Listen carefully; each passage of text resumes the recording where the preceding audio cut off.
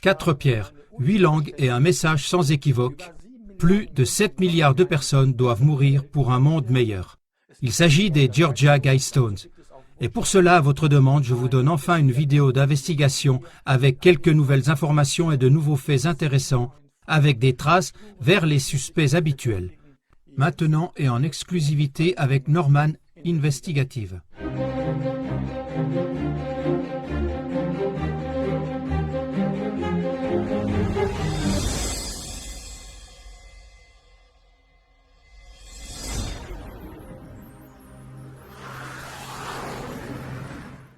Elberton, une petite ville tranquille dans le sud des États-Unis. Avec ses quelques 5000 habitants, elle est un peu plus grande qu'un village. Et aussi discrète que puisse paraître cette communauté, Elberton n'en est pas moins un lieu plein de secrets. L'un de ces secrets est celui des Georgia Guidestones. Qui les a commandés et surtout pourquoi ces pierres ont-elles été placées ici, au milieu de nulle part, à proximité d'un lieu dont tout ce qui ressort de ces vues aériennes est uniquement son insignifiance.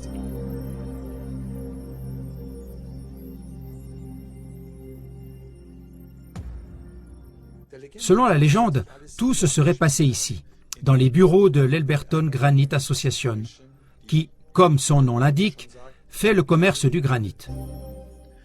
Un vendredi après-midi de juin 1979, Joe Fendley, alors président de la Elberton Granite Company, était assis dans son bureau lorsqu'un certain Robert C. Christian s'est présenté et a demandé le prix d'un monument en pierre. Cette rencontre est décrite dans tous ses détails dans cette brochure Georgia Guidestones, éditée par la société en question. Nous y lisons que ce Robert C. Christian a déclaré agir au nom d'un petit groupe d'Américains loyaux qui croient en Dieu.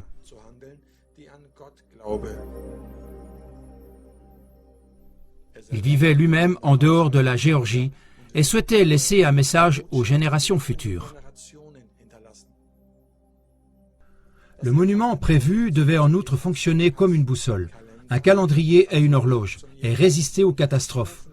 Tels étaient les souhaits de R.C. Christian. Afin de trouver le terrain adéquat pour son monument, Robert C. Christian a ensuite survolé Elberton et l'a trouvé à environ 14 km de là, dans ce champ qu'il a acheté pour $5 000.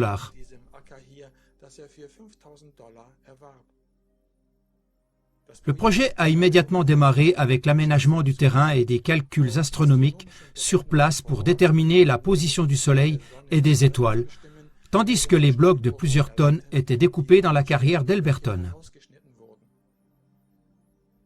Selon des instructions précises, les pierres ont été façonnées, ajustées, marquées astronomiquement et pourvues des symboles indiqués. Le monument a été achevé en 9 mois.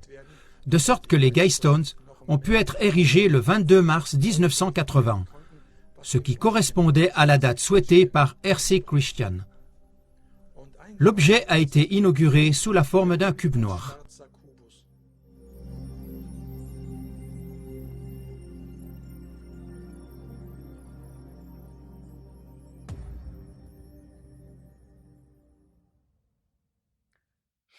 Des cubes noirs. Nous les connaissons depuis ma dernière vidéo. Ceux qui ne l'ont pas encore vue devraient s'arrêter un instant pour regarder cette vidéo de Black Go, Intelligence Noire, disponible dans ma playlist. Tous les autres se doutent déjà qu'un rituel a eu lieu ici et que les Guidestones sont peut-être plus qu'un simple monument. Les inscriptions étranges en témoignent. Les inscriptions. Elles consistent en 10 commandements gravés dans la pierre. L'exigence principale des Guidestones est la suivante. Premièrement, réduire l'humanité à moins de 500 millions d'individus. Deuxièmement, unifier l'humanité. Troisièmement, instaurer un tribunal mondial. Quatrièmement, optimiser le pool génétique humain. 10 commandements gravés dans la pierre. C'est ce que nous connaissons de Moïse. Mais ces 10 commandements, qui lui ont été remis par Dieu en personne, concernaient plutôt la cohabitation sociale. Les Georgia Guidestones n'ont pas grand-chose à voir avec le social, et ces nouveaux 10 commandements ne viennent pas non plus de Dieu. Ce sont des commandements humains qui exigent des coupes radicales et un nouvel ordre mondial, un ordre qui en fait frémir plus d'un. Ainsi, il est écrit dans le 2e commandement, « Dirige sagement la procréation pour améliorer l'aptitude et la diversité. » Améliorer l'aptitude et la diversité est une exigence presque eugénique, telle que nous la connaissons depuis le Troisième Reich. Voici une propagande de l'époque en question sur ce que l'on entendait alors par aptitude. L'homme fort en bas serait donc apte. Les 2 autres, qu'il doit porter sur ses épaules, ne le sont manifestement pas et lui coûteraient non seulement des efforts, mais aussi de l'argent. 200 000 € selon les calculs actuels. Voici d'autres propagandes eugéniques de l'époque nazie qui, à l'instar des Guidestones, indiquent un danger dans la multiplication des inférieurs.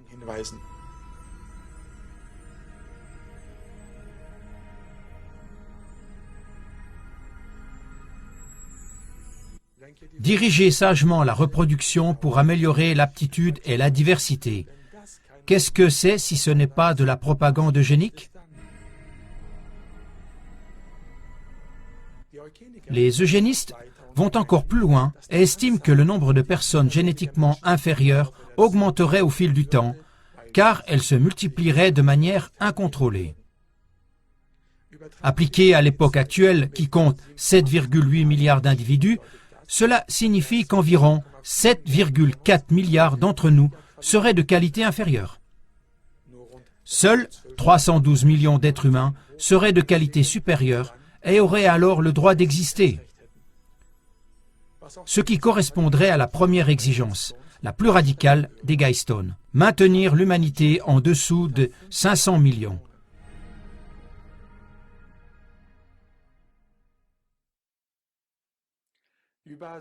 Selon le premier commandement des Guidestones, plus de 7,4 milliards de personnes se voient refuser la poursuite de leur existence. Qui a imaginé une telle chose? Selon la légende, un certain R.C. Christian, qui dit croire en Dieu, aurait croisé par hasard la route d'un tailleur de pierre quelque part en Amérique. Mais comment un homme croyant en Dieu peut-il rédiger ses propres 10 commandements? Les graver dans la pierre de manière hérétique, à l'instar de Moïse, et exiger en plus d'intervenir dans la création? Regardons donc d'un peu plus près. Revenons à la légende, qui donne l'impression que ces pierres ne sont que par pur hasard, ici à Alberton, une agglomération de quelques milliers d'habitants. Mais cette petite ville n'est pas si insignifiante que cela. En effet, à l'époque où les États-Unis ont été fondés par des francs-maçons comme George Washington, Alberton a également été fondé par un franc-maçon, le grand maître Samuel Elbert. Alberton est une ville franc-maçonnique et porte le nom de ce général franc-maçon au 32e degré. Il est également dit que ce tailleur de pierre, Joe Fendley, a reçu par pur hasard la visite de ce R.C. Christian alors qu'il passait devant son bureau. On a l'impression que ce Joe Fendley est un tailleur de pierre comme les autres parmi les dizaines d'entrepreneurs en granit d'Alberton. Mais ce Joe Fendley n'est pas si vierge que cela, car dans la brochure Georgia Guidestones, il fait quelques confidences à la page 39. Et si nous parcourons les pas jusque-là, nous apprenons qu'il était par exemple rotarien, ce qui lui permettait déjà d'avoir un réseau international, ce qui ne le rend pas encore remarquable.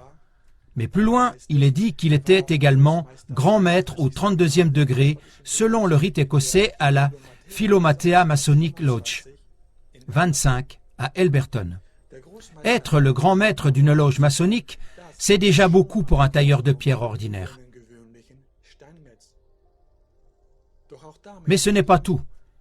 Il aurait également été membre du temple Yarab Shrine, dans la ville voisine d'Atlanta, et président du Valley Shrine à Savannah. Les Shriners sont un ordre maçonnique arabe antique qui utilisent le symbolisme islamique et le mysticisme de l'Égypte ancienne. Leurs temples ne ressemblent pas seulement à des mosquées, ils les appellent aussi mosquées.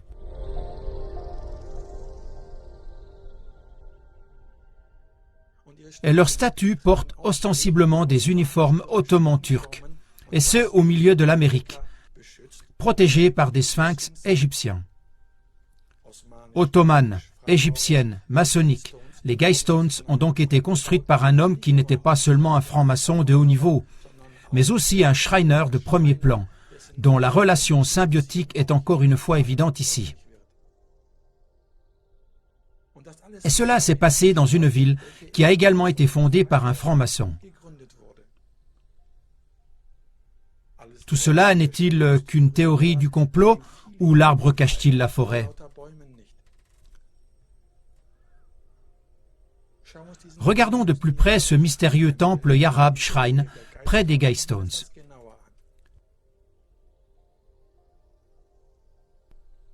Et les voilà de nouveau, les hommes féroces, dont Joe Fendley était le président.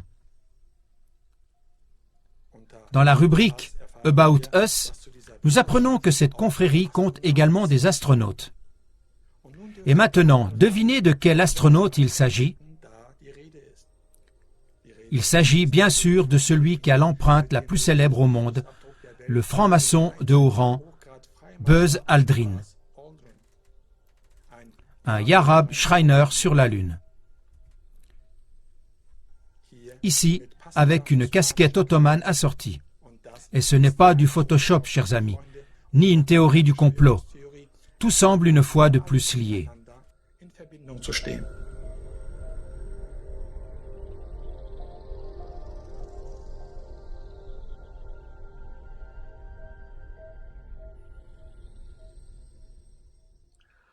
Il n'est pas nécessaire de faire beaucoup d'efforts pour voir de telles implications.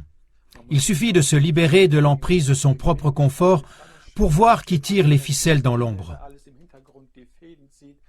Et les fils mènent aux suspects habituels, comme les francs-maçons, les Shriners, mais le lopin de terre sur lequel se trouvent les Guystones ont également une origine franc-maçonnique et portent le nom d'un franc-maçon très bien rémunéré.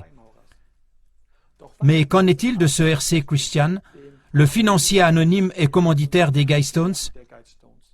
Cet homme est-il lui aussi impliqué dans une quelconque confrérie? Les commanditaires des Guystones estiment que l'humanité évolue dans la mauvaise direction. Par le biais de leurs 10 commandements, ils exigent une réforme de la science, de la religion et de l'éthique afin de diriger l'humanité dans la bonne direction. C'est exactement ce qui correspond à l'agenda de l'ordre de la Rose-Croix. Nous lisons. La préoccupation et le but principal des 3 écrits était de contrer cette évolution en cultivant la terre au moyen d'une réforme continue de la science, de l'éthique et de la religion. Mais qui sont ces gens? Dans cette autopromotion datant de 1618, il apparaît clairement que les Rose-Croix ou Rosicruciens ont mis l'accent sur une mobilité et une défense constante afin de se rendre à la fois inattaquables et introuvables. Le nom de Rose-Croix remonte à ce livre de 1459. C'est là que le nom de Christian Rosenkreuz, abrégé en RSC et RC Christian, apparaît pour la première fois. N'est-ce pas le nom de ce financier anonyme et commanditaire des Guystones qui voulait rester introuvable et donc inattaquable? Un premier indice sur les Rosicruciens? L'entreprise de granit qui a construit les Guystones nous fournit un autre indice. Ils ont placé cet objet ici dans leur cour 5 ans plus tôt, un obélisque égyptien. Cet obélisque est toujours là aujourd'hui, comme nous pouvons l'admirer sur Google Street View. Et si nous y zoomons un peu, une croix semble y trôner, mais pas n'importe quelle croix, une Rose-Croix. Ce qui nous donne une autre indication sur la Rose-Croix. Les Rosicruciens les plus proches se trouvent dans la capitale de l'État, Atlanta, et sont relativement faciles à atteindre depuis les Guystones.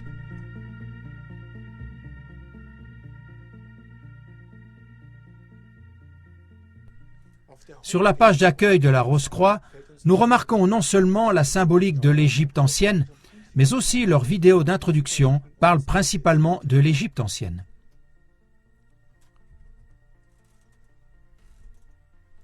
Et là encore, nous remarquons les initiales R et C, qui font référence à Christian Rose-Croix.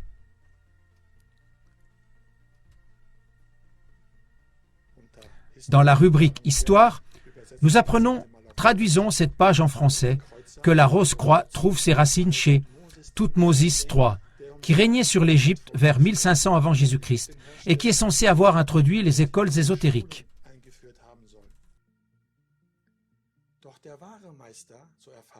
Mais le véritable maître, nous dit-on, est le pharaon Amenophis IV.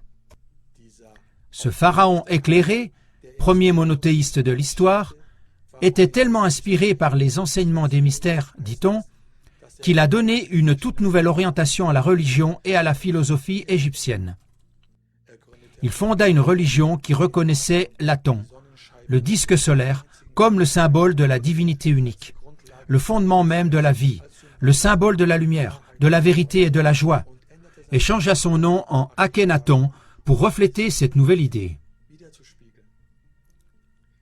Il s'agit bien sûr d'Akhenaton, le pharaon au long crâne, dont je parle aussi régulièrement. Celui-ci semble être l'ancêtre des Rosicruciens, auxquels un hommage est rendu dès le premier numéro du journal rosicrucien The Triangle, paru en 1921. Les Rosicruciens vivent selon leur propre calendrier, qui commence avec le règne d'Akhenaton. Ainsi, l'année rosicrucienne 3274 correspond ici à l'année chrétienne 1921. Le 22 mars 2020, l'année rosicrucienne 3373 a commencé. Mais si notre 22 mars 2020 correspond à l'année 3373, l'année rosicrucienne, quelle année rosicrucienne avons-nous eu le 22 mars de l'année 1980, lorsque les Guystones ont été inaugurés? C'était le nouvel an rosicrucien 3333. Un autre indice fort que les Guystones sont un monument des Rosicruciens. Les symboles égyptiens qui font référence aux Rosicruciens ont déjà attiré notre attention avec cet obélisque. Mais cette entreprise de granit a laissé d'autres traces sur l'Égypte ancienne et donc sur la Rose-Croix. Ainsi, la carrière d'Elberton, d'où proviennent les Guystones, est appelée Pyramid Quarries et est exploitée par Pyramid Stone Industry. Et l'ensemble du site se trouve, comment pourrait-il en être autrement, sur la Pyramid Road. Et comme si cela ne suffisait pas, le type de granit qui est extrait, dont sont également faits les Guystones, s'appelle le Pyramid Blue Granite. Bien sûr, tout cela n'est qu'une coïncidence et n'a rien à voir avec les Rosicruciens.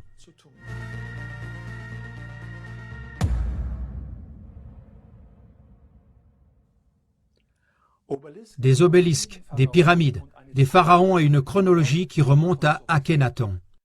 Il semblerait que les constructeurs et les financiers des Guystones ne soient pas seulement des francs-maçons et des Shriners islamiques convaincus, mais aussi, de toute évidence, des Rosicruciens.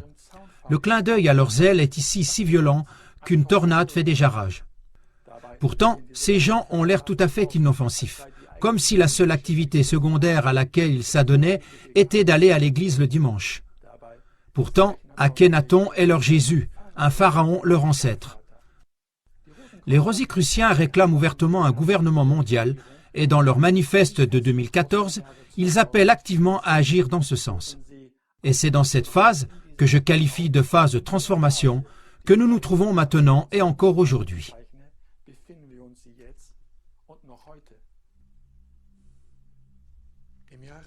En 2014, une pierre clé portant l'inscription 2014 a été ajoutée au monument. C'est à cette date que les Guystones auraient été activés pour agir dans le sens des 10 commandements gravés.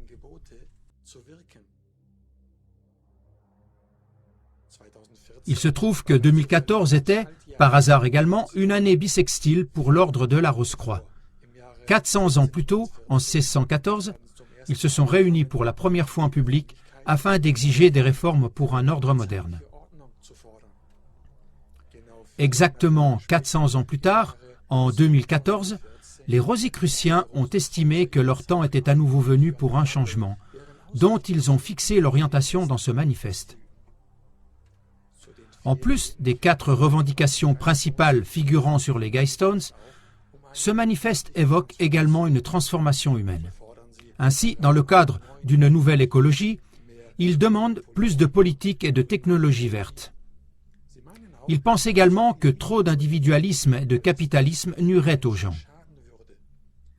Un peu plus de socialisme serait une meilleure solution. En outre, le temps des religions est révolu. Les religions seraient un obstacle au développement spirituel de l'humanité. Tout cela est consigné et scellé dans ce manifeste rosicrucien datant de 2014, lorsque les Guidestones ont été activés.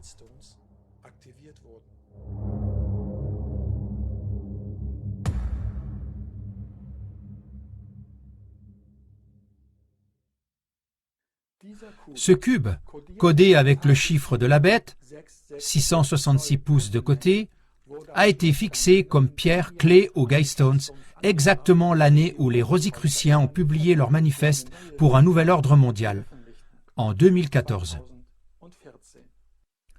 Les exploitants de Deagle.com sont également convaincus que quelque chose a ainsi été initié et ils indiquent une évolution dramatique dans les prochaines années.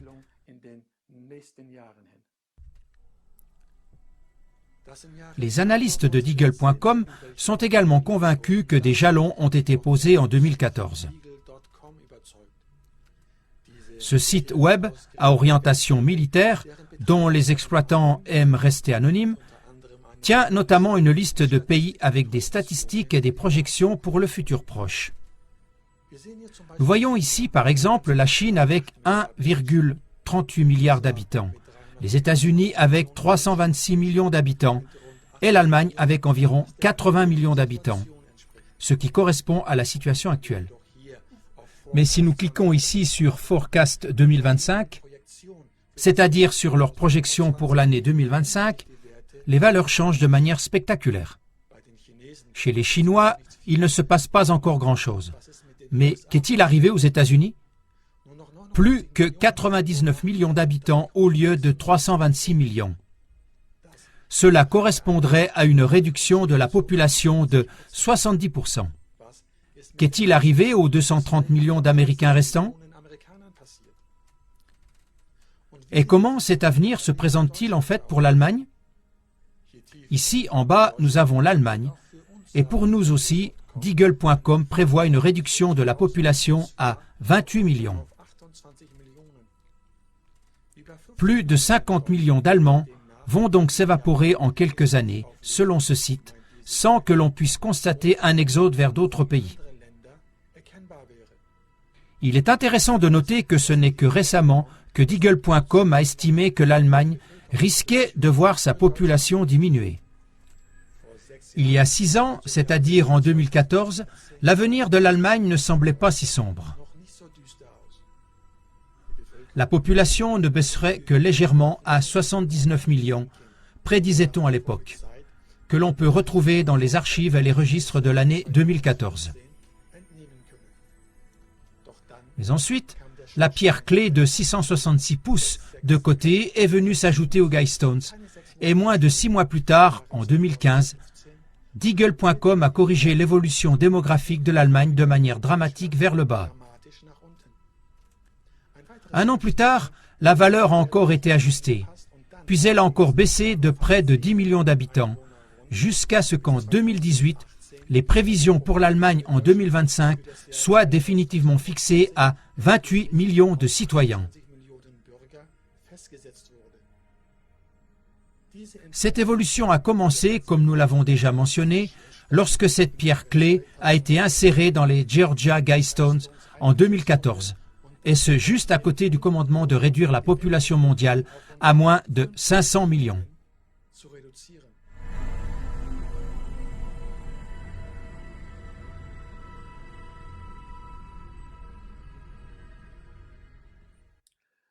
Selon Deagle.com, il ne faudra pas longtemps avant que l'Allemagne ne perde 50 millions de ses habitants. Je continue de penser que l'année bissextile est 2023. Qu'est-ce qui va déclencher cette diminution? Un astéroïde? Une maladie? La Troisième Guerre mondiale? Ou même un vaccin? Comme je l'ai dit, ce n'est pas moi qui l'affirme, mais les experts de Deagle.com. Et ces Gaystones, toujours tolérés par les autorités, qui pensent qu'il serait sain pour la planète que 7,4 milliards de personnes disparaissent comme ça. Et vous? Und ihr?